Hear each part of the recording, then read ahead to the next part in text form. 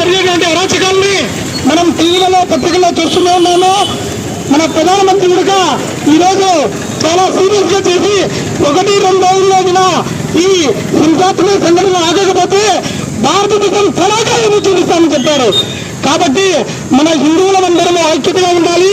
మన మీద ఎలాంటి దారులు దేవాలయాల మీద కానీ ఇళ్లలో కానీ వాళ్ళు పడి మన హిందువుల్ని వెళ్ళగొట్టే పరిస్థితికి ఈరోజు మనం పరిస్థితి చూస్తున్నామంటే అది ఏమిటి? మనలో ఐక్యత లేకపోవడమే.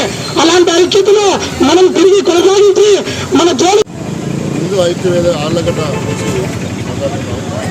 సో ఇస్కాన్ బంగ్లాదేశ్లో భక్తులకు జరిగేటువంటి అన్యాయాన్ని ప్రపంచమంతా కూడా ఈరోజు చూస్తున్నారు.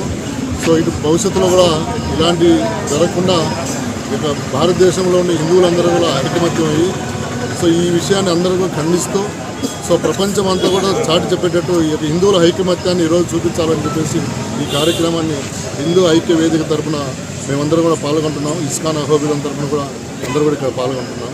హరే కృష్ణ. జై శ్రీరామ్.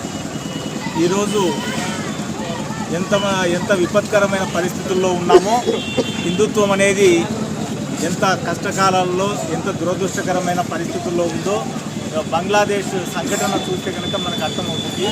బంగ్లాదేశ్ భారతదేశంలో అంతర్భాగంగా ఉండి, హిందూ దేశంలో అంతర్భాగంగా ఉండి హిందువుల మనోభావాలు దెబ్బతీసేటట్టుగా ఈరోజు బంగ్లాదేశ్ భారతీయుల సహకారంతో ఒక దేశంగా ఏర్పడి అదే దేశంలోనే ఈరోజు హిందువులకు రక్షణ లేకుండా చేయడం అనేది ఎంత శోచనీయమో మనకు అర్థమవుతుంది.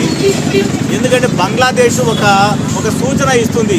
అంటే భారతదేశంలో హిందువుల యొక్క జనాభా తగ్గిపోతే కనుక ఎలా ఉంటుందో అనేది ఆ బంగ్లాదేశ్ సంఘటన మనకు రుజువు చేస్తుంది. కాబట్టి ఎక్కడైతే హిందువుల యొక్క జనాభా తగ్గిపోతూ ఉందో, విధర్మీయుల యొక్క జనాభా పెరుగుతూ ఉందో అక్కడ హిందుత్వానికి నష్టం కలుగుతుందనేది వాస్తవంగా కళ్ళకు కట్టినట్టుగా మనకు కనపడుతుంది. ఒకవేళ ఇప్పుడు బంగ్లాదేశ్లో హిందువులను మనం కాపాడుకోకపోతే భారతదేశంలో ఉన్న హిందువులను కూడా మనం కాపాడుకోలేని పరిస్థితికి దిగజారుతామనేది నగ్న సత్యాన్ని ఈరోజు బంగ్లాదేశ్ సంఘటన మనకు రుజువు చేస్తుంది. కాబట్టి హిందువులందరూ మేలుకోవాలి.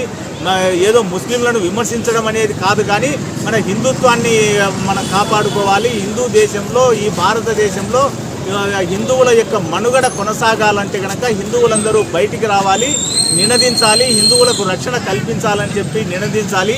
అదేవిధంగా బంగ్లాదేశ్లో హిందువులకు రక్షణ కల్పించేటట్టుగా ప్రభుత్వం యొక్క మెడలు వంచి ఆ ప్రభుత్వం ద్వారా హిందువులకు రక్షణ కల్పించేటట్టుగా మనం చేయగలిగినప్పుడు మాత్రమే భారతదేశంలో హిందుత్వం అనేది మనుగడ కొనసాగుతుంది. లేదంటే కనుక మనము కూడా మన పరిస్థితి కూడా మన ఈ భారతదేశంలో ఉన్న పరిస్థితి కూడా దాదాపుగా ఒక 20 సంవత్సరాల తర్వాత బంగ్లాదేశ్ పరిస్థితి మనం చూడవలసి వస్తుంది.